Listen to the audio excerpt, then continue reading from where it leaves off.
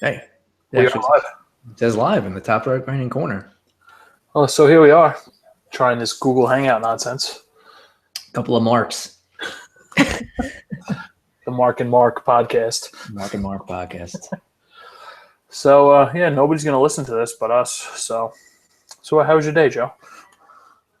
I mean, it was okay. It was there. I survived it. I was hearing more about the Mello trade on my way home from work today. Oh, really? What are they saying? I didn't hear Well, anything. I guess. Well, you know what it was? It was Beningo. I forget who he was even talking to, Okay. but he was talking about. Well, he thinks they should. The only guy he wants to keep is Porzingis. He doesn't care about anybody else. He just wants to keep Porzingis. You can trade whoever you want. He said Makes sense. he wanted Jackson out and Thibodeau in. That was his request, and just build around Porzingis. So we agree with everything he has to say. And somebody, I forget who the guy's name was. Was it JJ something? He might be like a night host or something. He was saying that he liked certain guys. He liked like a Flalo. And he's like, "You really like a Flalo? You really like you want to keep He's missing all those shots at the end of games." I don't know. Yeah, I'm not an Aflalo guy by any means. I mean, it doesn't really matter. I could care less if he was here or not. I guess is really Right, exactly. the end of the story. You know, I don't. Did you happen to catch the Big Show podcast last night? No, I read like half a recap of it. Maybe before I went to bed because it was still going on, and there was some like not weird stuff, I guess, but there was some different stuff in there, like how he was like all depressed or something at one point, and he was like going to commit suicide, or He had no money for food, right? That whole thing. is that maybe that's what it was based on? I'm not sure if that's like right after he found out that he had like I don't know whatever disease it's called, that like giantism or whatever, but Right, something like that. something like that. And there was like another part in there that was like disturbing, wasn't it? I forget what. Maybe that was just it. I don't know. I ended up listening to it on the way home from your house, or at least most of it, and then I stayed up because I gotta say it was pretty good. Yeah. Austin asked, "How do you feel you've been booked by the WWE?" And without hesitation, he said, "Horribly." I guess he didn't hold back at all, which is nice. No, I dropped an F-bomb. That was pretty cool. Did he really? Did they bleep it out?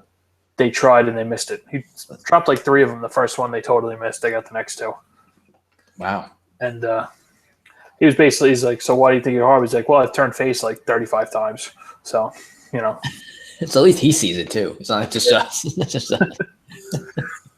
And so then he's like, "Yeah, you know what? I'm too nice of a guy where I didn't fight it." And he starts saying like, "Austin, used to fight the bad booking, and I was just a company guy, and I went along with it because I could get guys over." He basically said, which used to be true. I don't know about it anymore. Yeah, maybe like 15 years ago or something. I guess I don't know if that's still Right. He just was saying, and he also said Arn Anderson was his favorite wrestler of all time. So it was pretty cool. nice. I'm sure Michael will appreciate that. Yeah.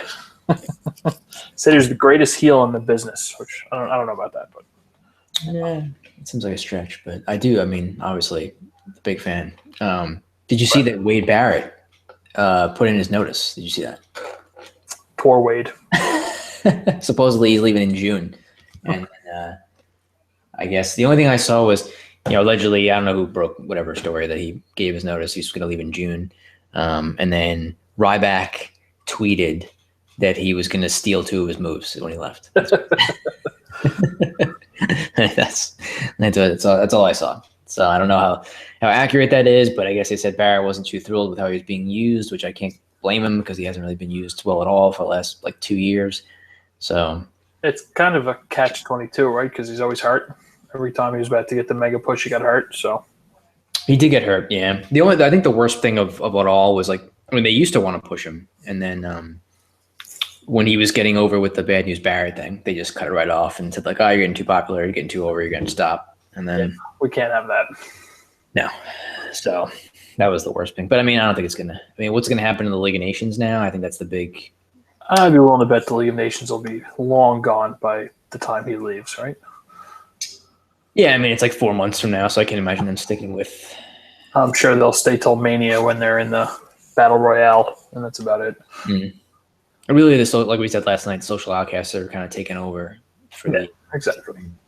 That's how I see it going down. I don't know about you.